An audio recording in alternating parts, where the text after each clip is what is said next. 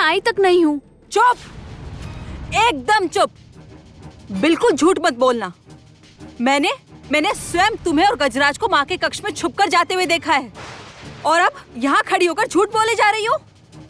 कहाँ है वो शंख तारा? बताओ कहाँ है वो शंख? ओहो, शंख की बात कर रहे हैं आप?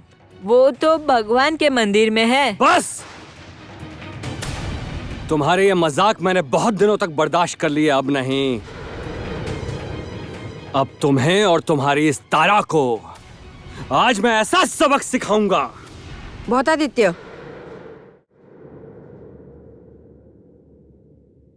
ये सब क्या हो रहा है यहाँ?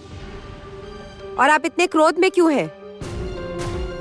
और कामिनी कहाँ है? उसे मैंने सुबह से कहीं नहीं देखा है। जी रानी माँ, कामिनी एक विशेष कार्य से तनिक बाहर गई है, आवश्यकता थी बस, इसलिए वो।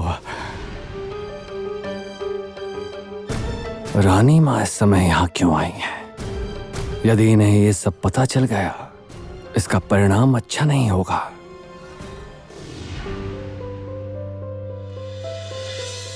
ज्योत्सना, ये लो यज्ञ की लकड़ियां।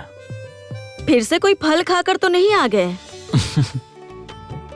राजकुमार कंचन एक गलती एक ही बार करते हैं, दोहराते नहीं, समझ गई? खा भी लेते तो कोई परेशानी नहीं होती। चलना होगा दोबारा उस पार, नई यात्रा करने, इसलिए तोता आया है। कब जाओगे ये पूछने, सारी बाधाएं कट जाएगी तुम्हारी, मन में नहीं होगा कोई भय, शुभ शक्तियों को हरा सकोगे और होगी तुम्हारी विजय। देखिए कंचन, अब तो सुख भी आ गया है, अब हमारी आगे की यात्रा अवश्य सफल होगी। तुम्हारी जन्म से ही ये तोता तुम्हारे साथ है, और देखो बिल्कुल उसी तरह आज भी तुम्हारी सहायता करता है। हाँ, यह एक अलग किस्म का तोता है, जिसका जन्म भी हुआ है ज्योत्सना की सहायता करने के लिए।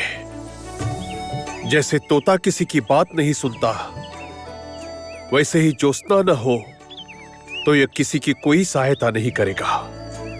ज्योत्सना मुसीबत में हो तो उसे रास्ता दिखाएगा, और सबसे आवश्यक बात, इसे वश में करने की क्षमता किसी में नहीं है।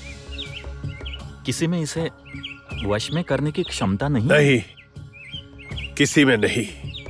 ज्योत्सना का जिस शुभ लग्न में जन्म हुआ है, उस लग्न में पैदा हुए मनुष्य ही केवल इस तोते को वश में कर सकते।